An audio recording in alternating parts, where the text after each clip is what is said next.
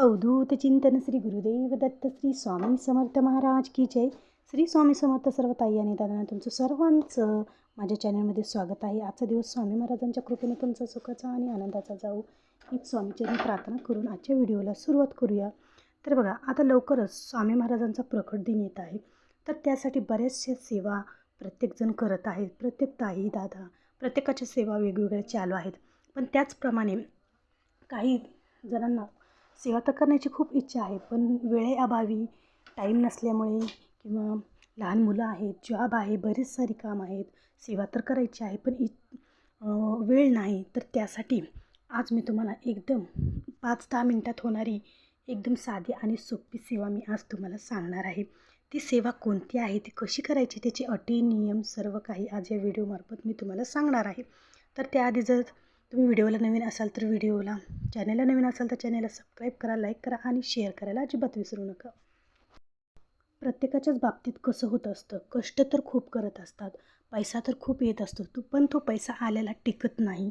सदा पैसा आपला घरात सतत नाहीसं होतं. त्याचप्रमाणे घरात सतत दारिद्र्य येणं आणि कितीही पैसा आला तरी पण तो पैसा आपल्याजवळ टिकत नाही आणि आलेला पैसा तसाच जातो. अशा प्रकारे भरपूर साऱ्या अडचणी असतात. जीवनामध्ये एक झालं की एक असे बरेच सारे संकट आपल्या जीवनात येत असतात. तर त्या संकटाला नाहीसं करण्यासाठी, त्यातून आपल्याला मार्ग दाखवण्यासाठी हा गुरुचरित्रातला एक प्रभावी अध्याय आहे. तो म्हणजे गुरुचरित्रामधील 9वा अध्याय. बघा, या 9व्या अध्यायात असं काय आहे बघा. गुरुचरित्रमधील प्रत्येक अध्यायाचं एक अनन्यसाधारण महत्त्व आहे. प्रत्येक अध्यायामध्ये वेगवेगळी कथा, वेगवेगळा अर्थ लपलेला आहे. तर आणि अत्यंत प्रभावी आणि चमत्कारिक हे अध्याय आहेत. तर त्यातीलच एक महत्त्वाचा आणि तुमच्या जीवनात दारिद्र्य जाऊन राजयोग येण्याचा या अध्यायाने तुमच्या जीवनातील सर्व दारिद्र्य नाहीसं होऊन राजयोग येईल या अध्यायाने. तर तुम्ही याचं दररोज नित्यनियमाने जर पठण केलं तर तो अध्याय आहे 9वा. ज्याप्रमाणे धोबी दत्त महाराज नदी तीरावर स्नान करण्यासाठी जात होते, त्यावेळेस तिथं एक धोबी यायचा आणि तो नित्यनियमाने दररोज दत्त महाराजांना नमस्कार करायचा.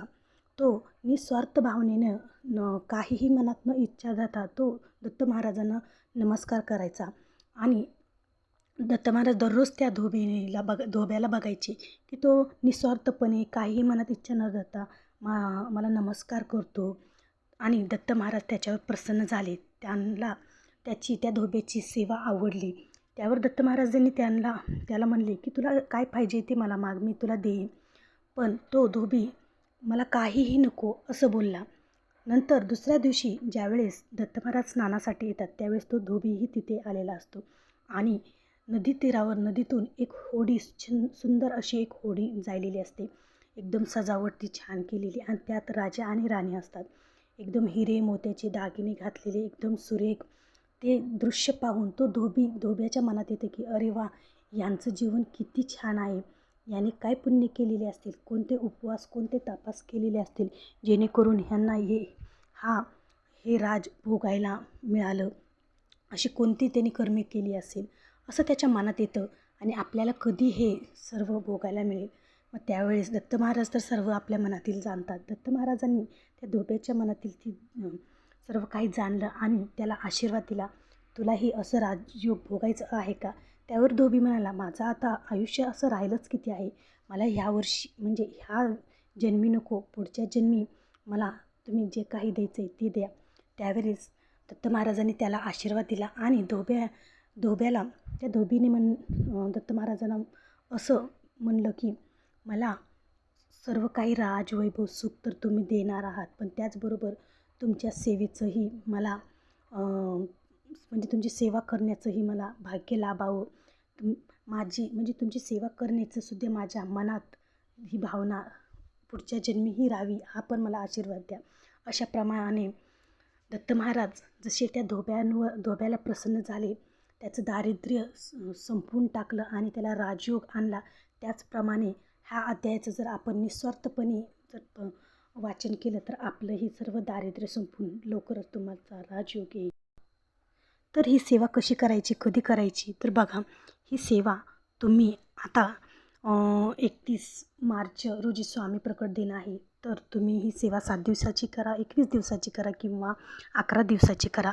तुम्हाला काय करायचं आहे, ज्या दिवशी तुम्ही सेवा करणार आहे तर त्याच्या आदल्या दिवशीच तुम्हाला 4 कुत्रे आणि 1 गाईला नैवेद्य खाऊ घालायचा आहे आणि त्यांच्याकडून त्यांना विनंती करायची आहे की तुम्ही हे म्हणजे हे अध्यायाचं वाचन कशासाठी करणार आहे. जर तुमचं संकल्पयुक्त जर ही सेवा असेल तर, आणि नंतर मग तुम्हाला सेवा करायच्या आधी दत्त महाराजांचा फोटो किंवा मूर्ती असेल तर त्याच्यावर अभिषेक करायचा आहे, छान अशी पूजा करायची आहे, धूप दीप आरती सर्व काही लावून तुम्हाला ही सेवा करायची आहे. तर सर्वात आधी तुम्हाला काय करायचं आहे, गायत्री मंत्राची 1 माळ करायची आहे आणि नंतर श्री स्वामी समर्थ या मंत्राची 1 माळ करायची आहे. आणि मग तुम्हाला गुरुचरित्रामधील 9वा अध्यायाचं पठण करायचं आहे. बघा जास्त वेळ लागत नाही.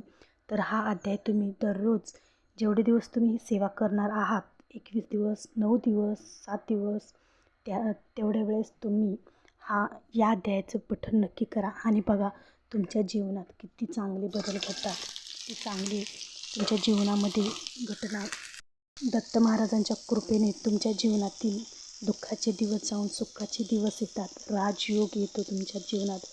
फक्त ही सेवा करताना तुम्हाला मांसाहार वर्ज्य करायचा आहे आणि तुम्हाला फक्त स्वामी महाराजांवर आणि दत्त महाराजांवर परिपूर्ण विश्वास असला पाहिजे की जे काही करतील ते सर्व काही ठीकच करतील आणि चांगलेच करतील असा तुमचा विश्वास असला पाहिजे. तर ही सेवा तुम्ही नक्की मनापासून करा आणि बघा या सेवेचा चमत्कार. ज्याप्रमाणे डोब्याच्या जीवनातील दारिद्र्य जाऊन त्याला राजयोग आला, त्याचप्रमाणे तुमच्याही जीवनातील दारिद्र्य नाहीसं होऊन, समस्या नाहीशा होऊन, संकट दूर होऊन तुमच्याही जीवनात राजयोग येईल. तर अशी होती आजची सेवा. आजची सेवा आवडली असेल तुम्हाला तर नक्कीच व्हिडिओला लाईक करा आणि इतर जणांना पण शेअर करायला अजिबात विसरू नका. भेटू पुन्हा तशा एका नवीन व्हिडिओसोबत. तोपर्यंत श्री स्वामी समर्थ.